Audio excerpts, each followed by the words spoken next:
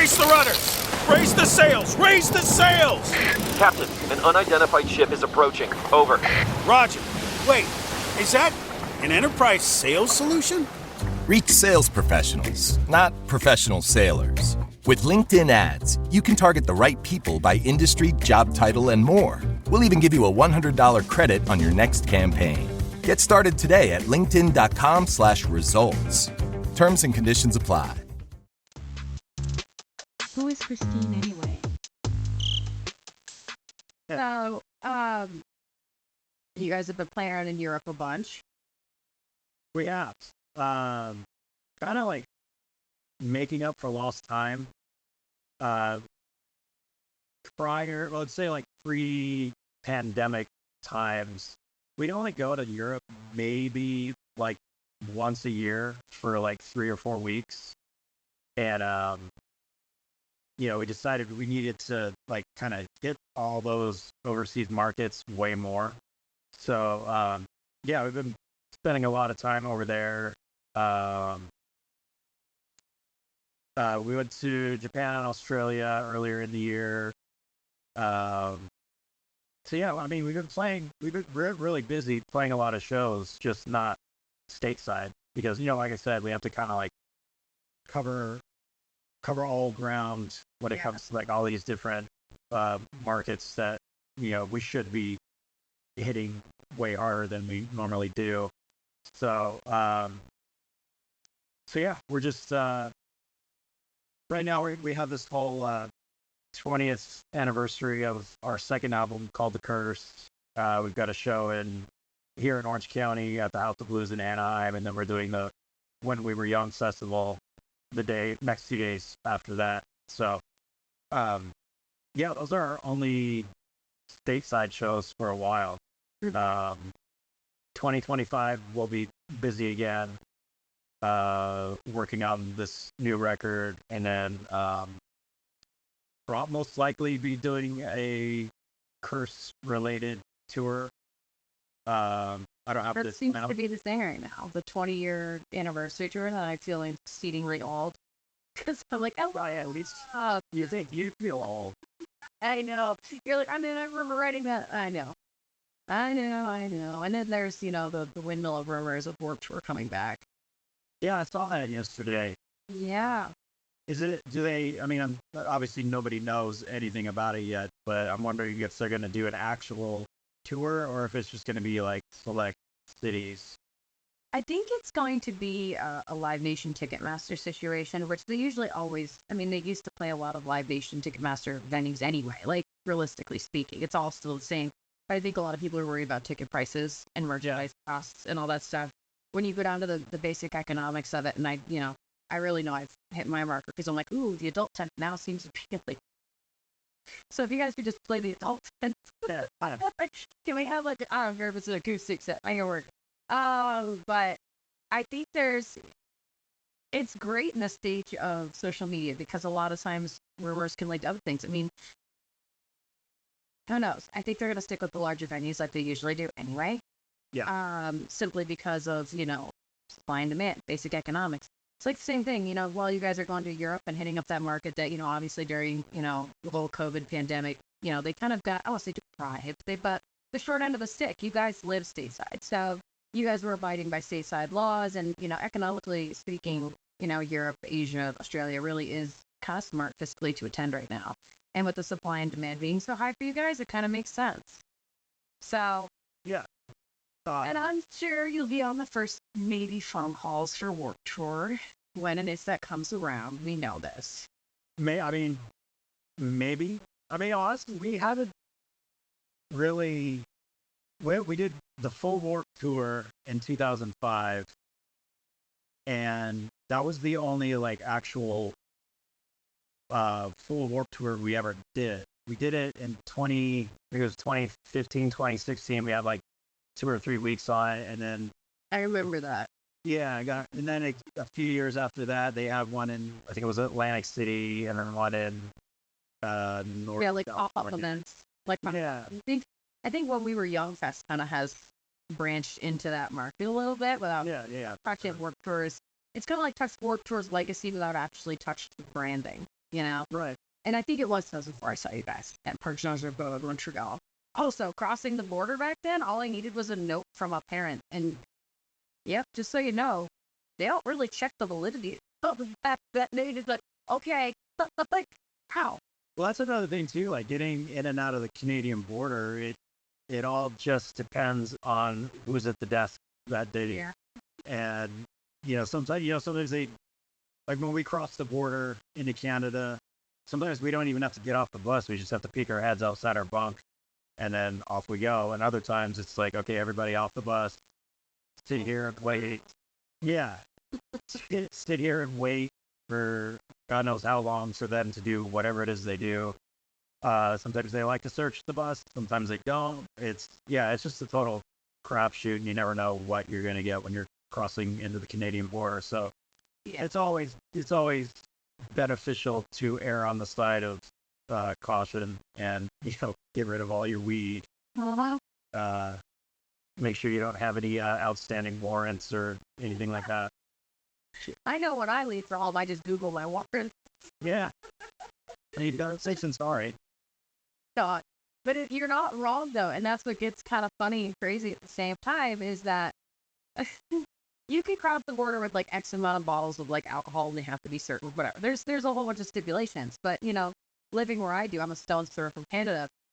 And, while the states were actually super stringent about their weed laws and everything else, Canada had it legal back then. And like 2000, it was when I went, 2004. So it'd be like you'd walk through like a cloud of weed and then there was drinking and then there was moshing. So it was like a jawbreaker.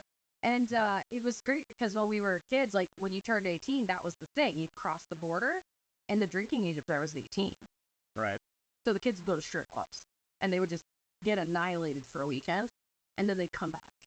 Yeah, it was the same thing here in Southern California. You guys went to Mexico, right? You go to Mexico when you're 18, and pray to God you don't do anything stupid or get kidnapped or Lose a kidney? lose a kidney or So yeah, it was the same deal. I never really did it, but I had some friends that did, and but yeah, to be young. Took my poison. I was trying to get kidnapped at work tour. I'm like, this would be a great place to die. Right. So I don't know, it's kind of funny though, because when you go over, like I said, back then, you would just have to have a piece of paper and I was like, signed by your parent. Mhm. And they don't know who your parents are. They'd meet or they're just like, oh, God, whatever. Like you said, whoever's at the desk. And I think they knew if work tour was happening, which pretty apparently by like the third emo flap and fourth Revlon, they kind of figured it out. They're like, okay, everybody's heading up to Montreal through Plattsburgh, kind of saying, we get it. I remember I crowd surfed at that show at Anna Flag. Nice. Was not intentional. Well, maybe it No. was. Yeah. Involuntarily crowd surfing. I'm like 5'3", so they were just like, you, and they just felt like up and at it. Like I worked really hard to get that really great spot. Yeah. But it was cool. But at the same time, now you can't really, like with venues, a lot of it. I understand insurance liabilities and, of course, states want to run it for everybody. But now there's a lot of sensitivity towards moshing. There's a lot of sensitivity towards crowd surfing. Yeah, I mean, like you said, like I get it too. It's a liability, obviously, but people are going to be people, and especially throughout like a high energy show, you can't really expect anybody to just like hold still. Yeah. You have to kind of just. We need to go back to this era. It was that. Even for us as the band on stage, like we don't want to play to just people staring at us with, Oh, no, that's weird. Yeah. That's very, very weird. Especially like on side stage, it's like, what is it? Yeah. It's very hard to kind of first of all, it seems kind of contradictory. They're like, how do you keep focus doing that? I'm like, it's actually more distracting when someone's just kind of like gawking at you. No, for sure. That's like, okay, very uncomfortable. I've seen enough serial killer documentaries. Are you profiling me? What are you doing? Yeah, I don't want to end up a lampshade in your house. Is that why you throw donuts? If you took Yeah, keep them in. looking at me. Yeah. I need attention. Here's a donut. Think about that though. Somebody picked that donut up off of venue 4, maybe, put that thing in their mouth. Well, if I do throw a donut out, I make sure I make eye contact and I lightly toss it to them. And 9 times out of 10 they catch it. But there's been a few times where I've made eye contact with somebody, tossed the donut, and it like literally just like hits them on the forehead, and they're like, "What was that?" So, but either way, they're gonna get a free donut. So Yeah, I mean, donut's a donut. yeah. Do you like abstain from throwing jelly in Boston cream specifically for the reason so it doesn't explode? No, I deliberately throw those. Because I'm not a huge Boston cream guy, so we get that out of there. Vanilla cream too, little too sweet, little too sweet. Yeah.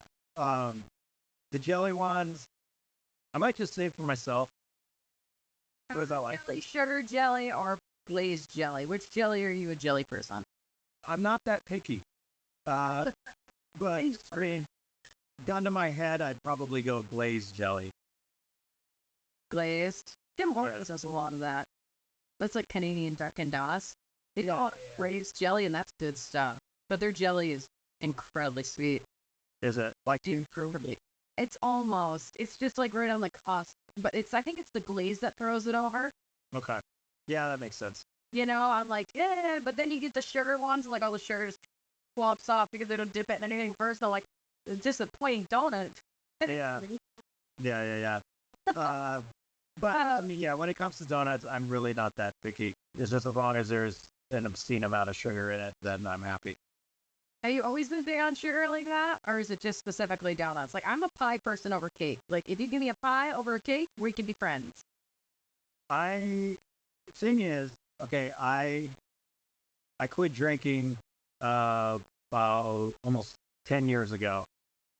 And, your body metabolizes alcohol into sugar. So all of a sudden you cut that off, your brain's going, where's the sugar?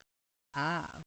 So ever since then, I've had this fucked up sweet tooth. And I enjoyed sweets and stuff like that before, but not nearly to the extent that I do now. And like when I go through the supermarket grocery shopping, like I have to put blinders on when I'm walking to the bakery section.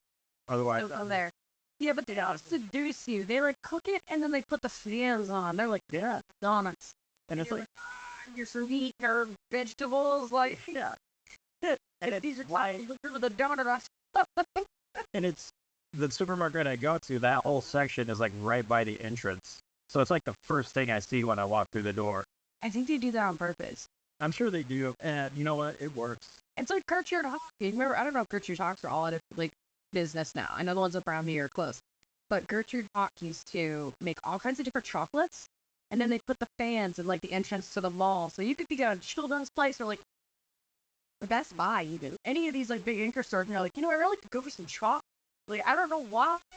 Oh, absolutely. It like when you go to Disneyland. $8 churros. When you're walking down like Main Street by all those little shops and stuff, they literally pump the smell of cookies out onto the street, so people like get that whiff of like baked sugar, and they're like, ooh, I want that, whatever it is. I have no idea what it is, but I want it, and it works like a charm. Oh my God. I don't want to say we're fat Americans, but oh, we are. At the same time, now I just want to kind of like message Disney and be like a Karen and be like, dear Disney, how dare you? Where can I buy this earwig? At the same time, it's kind of like so conflicting because I would love to come home every day and be like, oh my God, it smells like Disneyland here. What's that smell like? Poverty and churros. I love it. Because by the time you're done going through Disney, you are pillaged financially. And that's where it gets crazy. And I know I've said it 1,000 times, but congratulations on quitting drinking. Thank you. That's a huge accomplishment. That's big. It is. And I mean, if you told me 10 years ago that I would have not have drank for 10 years, I probably would have laughed in your face. That's a whole decade. That's great. It is. It is. There's obviously a lot of plus side. Yeah. Plus. Well, all the sugar. Yeah. There's a lot of pluses to it, being that like my bank account isn't taking a beating, by, going to the bar and dropping like $200 every night. And not waking up hungover and hating life. Yeah, I miss it at the same time. Like, I'm not gonna lie, some of the funnest times I've ever had was when I was completely hammered, you know. But everything has a shelf life, and for me, I definitely milked that shelf life for all it was worth. Um, You embraced it at the time, the lifestyle per se, in figure quotes, the lifestyle. It's kind of one of those things, like, I haven't drank in, like, oh, God, we're coming up on, I think, almost close to 2 years. I haven't touched anything. I'm not that I was a big drinker before, but like you, it's kind of like those times where I'm like, yeah, no, I went to a wedding and ended up at a cornfield. Yeah. That's what makes sense. They're like, what are you doing? I'm like, well, I was solicited for this guy and his wife and this other girl, and then I was just like, what the hell? And then I was in the porta potty, and I don't know what happened in between. And that was courtesy of vodka. So it's kind of one of those things where, like you said, you miss it, but you don't. Like, I miss the idea of being like, okay, I can socially just do that, but at the same time, I'm like you, I don't miss the negative connotations to it. I also, the feeling like it also brings to light a lot of the forefront of, like, I don't want to say mental issues, but anxiety and depression and all that stuff, and understanding how your body works and what you actually worked coping with at the same time. Right. I think, like you said, your body metabolizes, called sugar, etc., so forth, and now Dunkin' Donuts takes your. Yeah. You guys actually have Krispy Kreme and all kinds of stuff. You got Greek donut stores out there. Yeah, Krispy Kreme, I don't get it. Like, it's not that big. I love those little donut stores on the corner that are called like donut shop. Like, there's just little donut shop, and you go in there, and it's, I don't know these people. This is not corporate. They don't know anybody else, and they're like, we just made 80 types of donuts, and they're like tiger tails and this, and they've all got really rad names, and I'm like, I can do this. Yeah. But, like, they're just like, look at it come off a conveyor belt. Yeah, it's so overrated, in my opinion. I'm not trying to talk shit, but like, I remember in Southwest, you get Krispy Kreme. like, I remember when Krispy Kreme started to become a thing out here. I drive by one, and the line going through the drive-thru and out the store, like, it was like a mile long. And I had one, and I was like, I don't get what the big deal is. I mean, it's not bad, but I don't get why everybody's freaking out over this. Like, yeah, it's not a life-altering donut. No, but yeah, like you said, it's the, like, little mom and pop places in, like, a strip mall, or the ones that are like, this is questionable. Right. Up here, it's like, it's the same thing up here with, like, our Chinese restaurants. Like, they're like, this is a strip mall. This is a very, like, there's holes, it's huge. Like, you're gonna go in there, and, like, it looks all boarded up. You walk in the door, they got, like, fountains and music and lights, and it's all elaborate. And they're like, I don't get it. And I'm like, me neither, but let's roll the dice. But you guys also, you guys too. Do you still eat sushi? I don't remember if you do or not. Yeah. You do. So obviously Tommy's has the Atreyu roll. Yes. And I believe I've had it. I'm sure I have at some point. Last I heard, it's still there.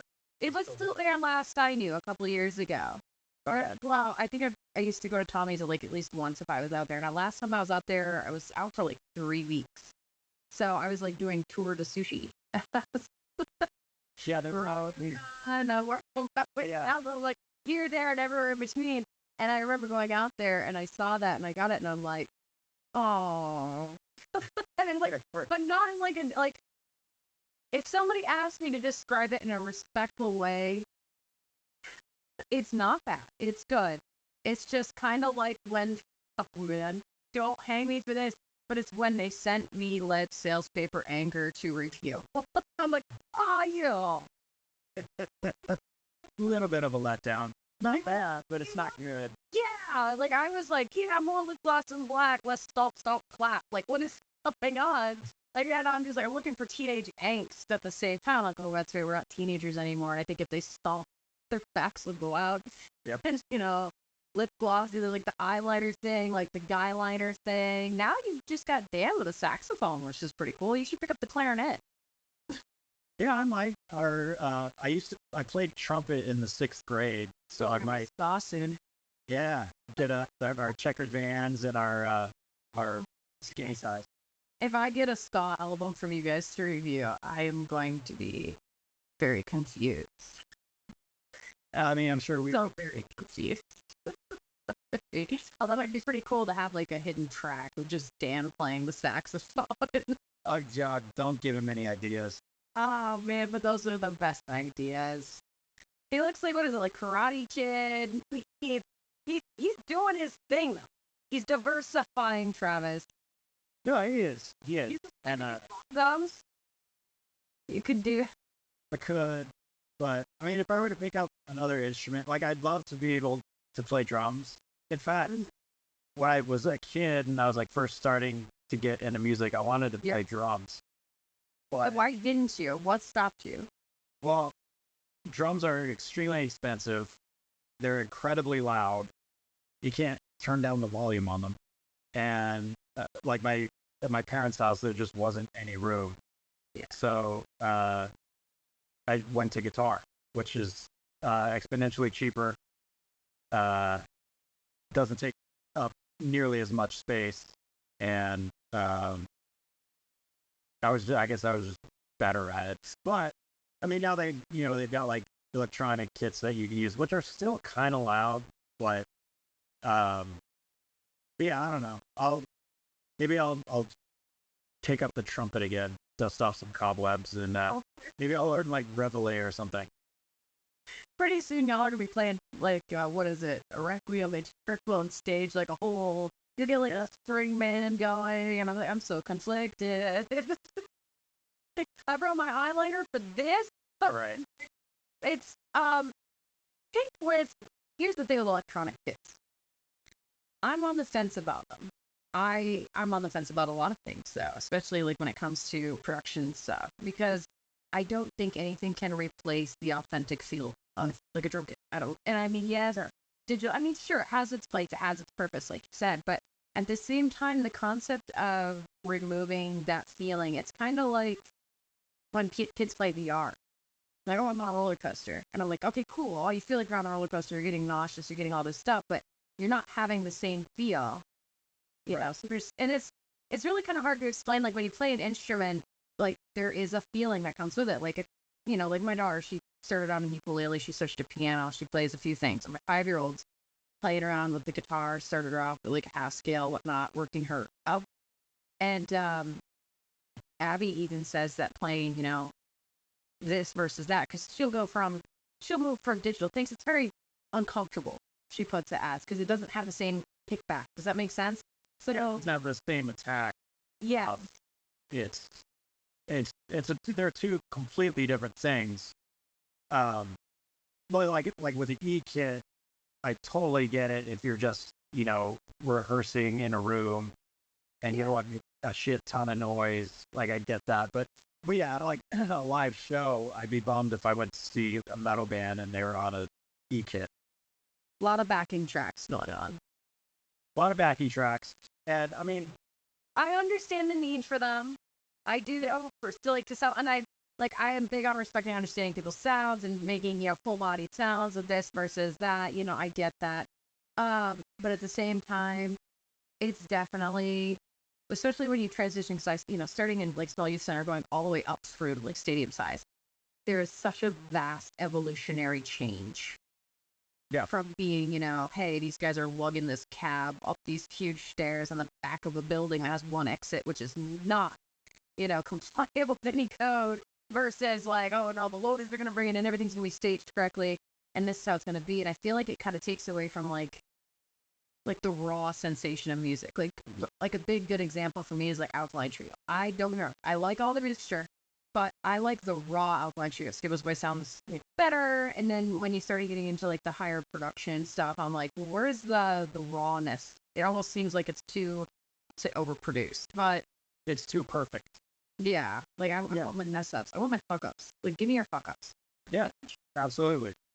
I mean, the whole like bands using backing tracks thing, I get both sides of it. I mean, we use backing tracks as well, not to cover anything up, just like you said, just to kind of full body it. Make it sound more full. There's a lot of stuff like on certain records where like we can't replicate it with like a full string quartet and a piano player and like an entire orchestra and a backup certain stuff. I was like, we're working on it, but put that on your rider. yeah. But for now, the backing tracks play its role. Mm-hmm. But then again, this argument has just been going on for so long now. I'm just like, who the fuck cares? If you don't like it, don't go to the show. Like, are they gonna be cool? Shut up. Here's the back end. Just take your thing. Right. Kind of what it is, and it's. I don't think people realize though that when you look at a backing track, somebody had to make that somewhere. So that's a whole other job, a whole other person. It's just an evolutionary change. It doesn't mean it's any less valuable. It doesn't mean anything of the sort. And it does, like, it adds full body. Everyone's like, wow, this album sounds so intense and so full. And I'm like, yeah, well, they can't hire on like 3 or 4 or 5 extra musicians because then your tickets become uneconomically sound. Exactly. It becomes unrealistic, especially for venue staff. Riders get crazy, and then, the poor band is trying to travel. Now you're trying to get to Canada with like 8 people, and you don't know what their warrant sheet looks like. Right. Yeah. You're like, hey, hold on a second. So there is a value to it, and it is still created, and it is something that's, I think undervalued to a degree, but also overutilized in some degrees. Because I think, like you said, in some aspects, it's wonderful. It's like when scrims on stage started being a thing. I remember that. Like, everyone would be like, ew, they've got scrims. I'm like, yeah, what are they doing? I'm like, they're a brand. They're selling themselves. Like, what do you think they're doing? Yeah, it's no different than having a backdrop or having a logo on the kick drum. It's just, it's just artwork on this, like, tapestry thing. Who cares? Yeah. But it was a big thing, and then, like, it was always funny because when you look at stage plots, there's actually groups on Facebook that are, some of them post different stage plots, some discuss it. There's also, like, stagehand memes, which is hilarious. If you ever want to go there, it's usually, like, the faux pas where people aren't following the OSHA regulations. But I think it's interesting to understand that people don't correlate that sound comes from normal humans, like actual humans. Like, you're a real life human. See him myself. Yeah, you're you're a real life human. So when these backing tracks come into your guys' music, or you start hearing a lot of people like me saying like, I want a little raw and not so much stadium rock, people don't understand that, we've really kind of transcended into an era of like octanism. Right. Where everything is like, hey, it's this, it's that. And it takes a whole team to launch it, to get it to that point. And that includes like vast amount of work from you guys. There's a lot of going back to the drawing board. It's very hard to figure out evolutionary how to step next, especially in not fall into a sophomore slump or into, and keep your old fans and garner new fans. They're tricky waters to navigate for sure, because you make one move, you're going to piss off this group of people. You make another move, it's going to piss off the other group of people. Like us as musicians, I learned this years ago. You can't win. No. There's no winning. But that's the amazing thing too, is that like, you have your, I don't know, say your composite center stage that you're well known for. And then you have your awesome little side project, Fake Figures, that is amazing. Like, I'm like, hey, I love it. And I'm like, this is really great. And I think it's really awesome too to see other people branching off that are like, well, that wasn't my genre, so I'm doing this on the side, or this is just a fun project. We see a lot of that too with like, like Dead Cross or all these other, project bands or, veteran bands that are coming together, which are really interesting too. And it's always confusing to people, and they go, well, he must really not like playing in, I'm just going to use Drew for an example, because he's got this on the side. And I'm like, or he listens to more than one type of music. Right. Yeah, I mean, the whole reason why we started Fake Figures was just, like you said, it was just for fun. And it was something different for me, not working. There's a lot less pressure, too. Because it's not already at this position where it's like, hey, we're going to go stadium. Because there is a lot of protocols that go into stadium shows or larger scale shows, especially for artists. Yeah, absolutely. It takes a much larger camp, a much larger economic investment, too. There's just way more moving parts, more people, it just gets more complicated. Yeah. So yeah, like doing a project like Fake Figures, it's like a breath of fresh air for me, because like you said, there's no pressure.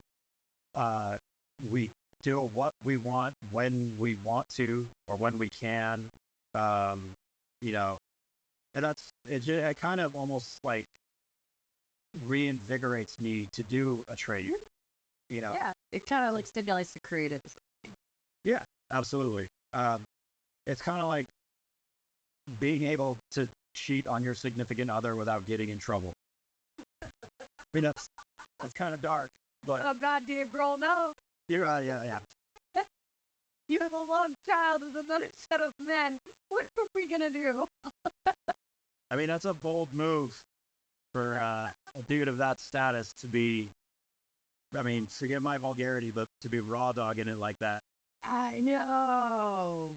At the same time, though, and I'm playing devil's advocate here because I would personally Lorena Bob at anyone. But at the same time, it's one of those things where it's like he did claim that child, though. And that's going to mean something to her down the line because that's a whole human right there. Right. Yeah. That child was born. You don't want to be like, hey, I'm Dave Grohl's hidden child. Right. It's like, where's Waldo, you know? Yeah. I feel for his wife. I really do. And I feel for, you know, the entire situation. But I also, there's all kinds of different marriages. Who knows? Maybe they had an open marriage. Maybe they did. Who knows? You know what I mean?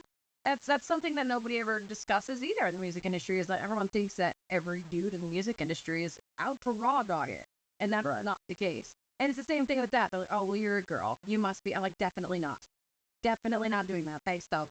Yeah. No, thank you. I know. Yeah. But just get the gentleman some fog socks and leave. Just be appreciative, and I don't want no part of that. Yeah, I mean, like you said, we don't know what happens behind closed doors, and at the end of the day, it's none of our fucking business anyway. Like, I mean, I get it. He's a line of eyes are on him and have been for a while. So it's the celebrity news clickbait stuff, but it just kind of amazes me as to how much coverage it gets. Like, dude, that's like all of that stuff is his private life. Like, let him deal with it and go about it how he sees fit. It's his life too. It's that child's life. Yeah, absolutely. And then we also, you know, the woman who we had the child with had to know he was married. Oh, so at the same time, I mean, she had to have. It's literally on Wikipedia. So, yeah, it takes two to tango. It does. So I mean, I do respect him for keeping her identity private. I respect his wife for doing that. Like that is an immense power move from his wife to be able to, you know, continue to keep her spine straight, to stick with it, because that's a very hard situation. And I don't want to even dare to pretend I know everything. I know Dave lost. You know what it's like. You have bandmates. Could you imagine, like, you know, Taylor? It's kind of one of those things where it's like that's hard, and everybody copes with that very differently. Yeah. You know, addiction comes in many shapes, forms, and whatever. We also don't know, you know, who knows? Like, that's just the best line. I don't know his life. I you know, empathize for the child, his daughters, you know, but at the same time, I look at this and I'm like, this is a man who's come clean. This is a man who is being straightforward. This is a man who is, you know, that child that he is claiming, you know, I think honestly, taking your power back after having a mistake is admitting you've made a mistake. Yeah, but, absolutely. You know, calling the child a mistake would be kind of cool. You know, make it a misstep. There we go.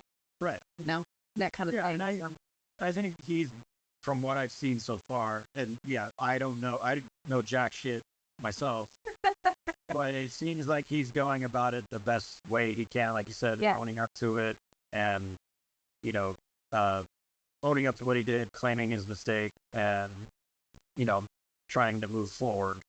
He has got a very realistic, sensible. I think people, like, they take the celebrityism. Like, you are a celebrity.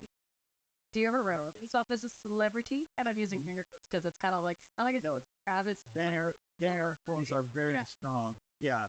Yeah, I do not see myself as a celebrity whatsoever. I can go to the grocery store and nobody knows who the hell. I can walk around in the crowd at my own show and nobody knows it's donut section now. Everybody's gonna be like, I know he's here.